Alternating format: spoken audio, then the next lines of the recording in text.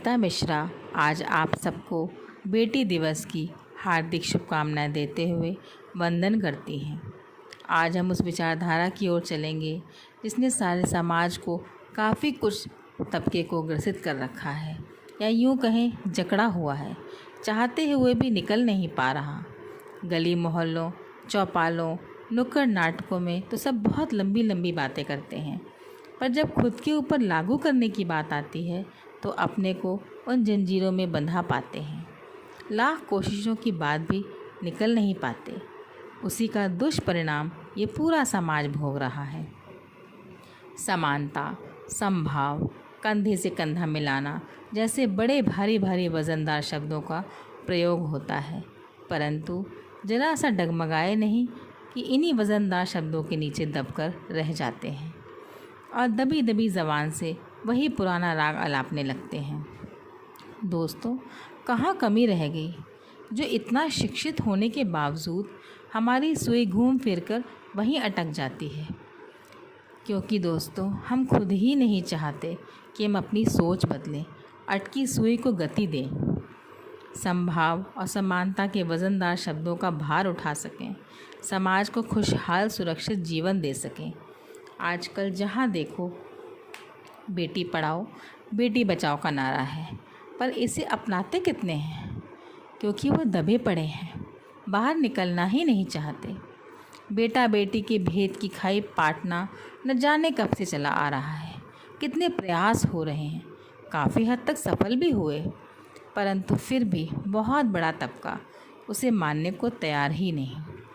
क्यों कोई पुरानी रीति रिवाज़ों का ढिंढोरा पीटता है, कोई समाज का राग लापता है, जबकि ये सब तो उसकी अपनी विचारधारा है, कहीं शास्त्रों में निहित नहीं है। तो आज ये लेखनी उन वज़नदार शब्दों के नीचे दबे लोगों को निकालने का प्रयास करेगी जो बेटा बेटी की समानता समभाव को लेकर अभी तक उभर ही नहीं पाए। हर कार्य में पक्षपात का बीन बजाते हैं और उस बीन से छिपा नाग रूपी विषैली विचारधारा पूरे समाज को मृतप्राय सा कर देती है। मेरी लेखनी आज चीख चीख कर अपने बोल उन लोगों के कान तक पहुंचाना चाहती है जो विषाक्त नाग की तरह समाज में विष फैला रहे हैं। शायद मेरी लेखनी की बात उनको समझ में आ जाए, उनके हृदय तक चली जाए और उनका हृदय परिवर्तन हो सके। तो चलिए अपनी आवाज़ वहाँ तक पहुँचाती हूँ। शेखर का जन्म बहुत मान मनौती से हुआ था। 4 बहनों में अकेला भाई था। आज वह अपनी बहू को विदा करा नवजीवन प्रारंभ करने जा रहा था। घर में सब नववधू के आगमन के लिए बहुत खुश थे। तरह तरह के कार्यक्रम हो रहे थे। धीरे धीरे सब अपने अपने कार्यों में व्यस्त हो गए। शेखर के विवाह को भी 8 महीने हो चुके थे। बेटे की शादी को साल होने वाला है चाची, एक पड़ोसन ने बड़े व्यंग्यात्मक लहजे में बोला। अब तो पोता खिलाने का समय आने वाला होगा। अरे कहाँ, आजकल के बच्चे इतनी जल्दी कहाँ फंसते हैं इन बवालों में, शेखर की माँ ने बड़े भारी मन से कहा, पर खुद रोज़ बहू को घुमा फिरा के सुनाती रहती थी। ज़्यादा उम्र में बच्चे होना बहुत मुश्किल होता है, 50 बीमारियाँ निकल आती हैं। बेचारी बहू सुन सुनकर परेशान हो शेखर से रोज़ अपनी आप बीती सुनाती। करीब 4 महीने बाद वह शुभ दिन आया और उसकी रिपोर्ट पॉजिटिव आई। बहू सासू माँ को बताने उनके कमरे में गई। माँ, आज आप बहुत खुश हो जाएंगी, आप दादी बनने वाली हो। यह सुनते ही जैसे शेखर की माँ को जीवन की वह खुशी मिल गई जिसका न जाने कब से इंतज़ार था। क्यों बहू, कितने दिन हुए हैं? माँ, 15 दिन। सासू माँ किचन में लगे कैलेंडर में जाने क्या क्या देखने लगी और बोली, अरे वाह, शुक्ल पक्ष में गर्भधारण, लड़का ही होगा पक्का। अब तो बहू का ऐसा ख्याल रखा जाने लगा जैसे सोने का अंडा देने वाली मुर्गी हो। रात दिन उसकी फरमाइशें पूरी की जाती। बहू, तुम्हें आजकल क्या खाने का मन करता है, बता दो, मैं बाबूजी से मंगवा दूँगी। माँ, सफ़ेद रसगुल्ले मंगवा दो, मुझे बहुत खाने का मन करता है। नमकीन चीज़ से तो महक आती है। अरे वाह, मीठा खाने का मन करता है, पूरे लक्षण लड़के के हैं। अजी सुनते हो शेखर के बाबू, शाम को लौटते वक्त सफ़ेद रसगुल्ले लेते आना, बहू को मीठा खाने का बहुत मन होता है। और हाँ, ले ज़रूर आना, नहीं तो पोता अंदर से गरियाएगा। शेखर की माँ हर टोटके ढूंढ रही थी इसमें लड़के होने के लक्षण हों। आज बहू का 5वां महीना लग रहा था।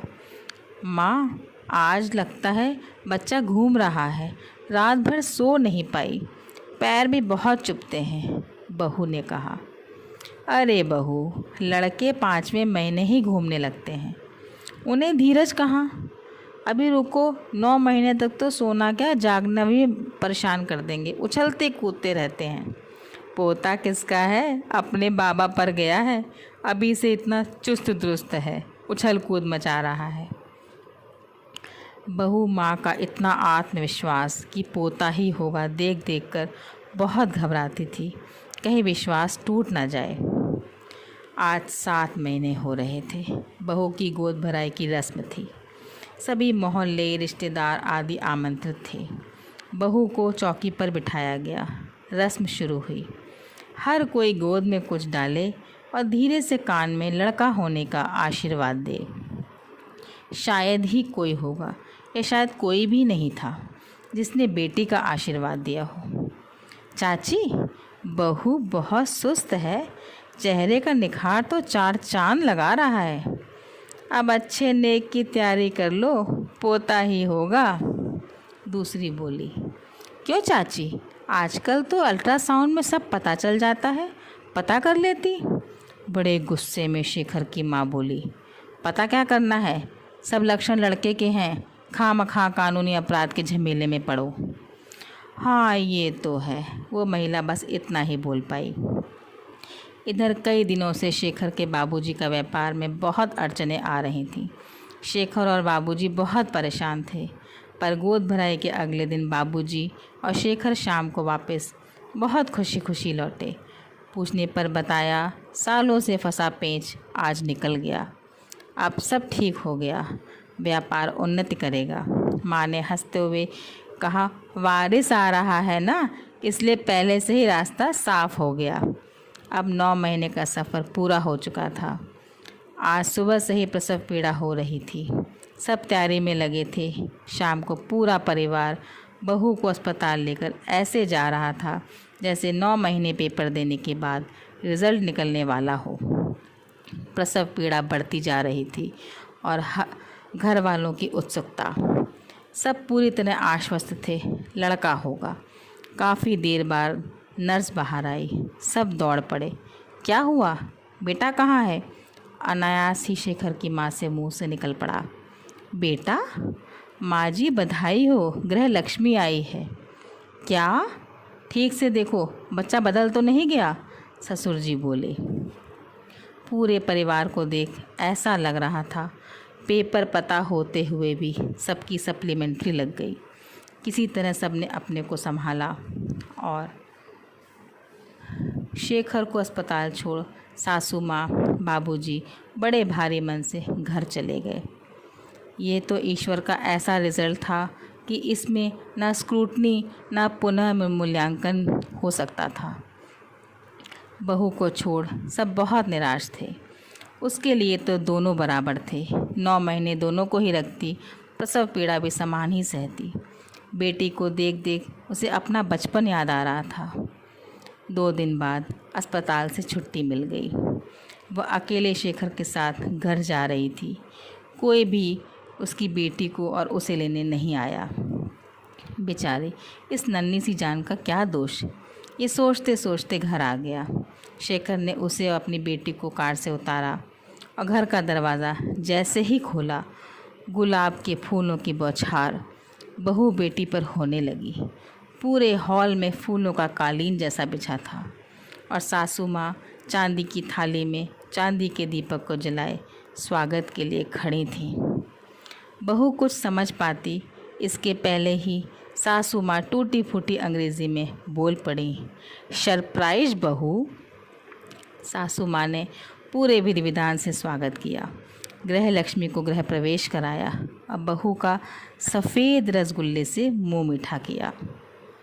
बहू, आज पता चला जूठे टोटके नहीं हमारे लिए शुभ होते हैं। शुभ वही होता है जो हमें मिलता है। यह बेटी कितनी भाग्यशाली है। इसके गर्भ में आते ही घर का माहौल ही बदल गया। व्यापार पुनः उठ खड़ा हुआ। बेटी हो या बेटा, घर को सदैव रोशन कर सके तभी घर का चेहरा चिराग कहलाने लायक होता है। तो बेटा, बेटी है तो घर है, नहीं तो ईंटों का खंडहर है। पुनः आप सबको बेटी दिवस की बहुत बहुत हार्दिक शुभकामनाएं।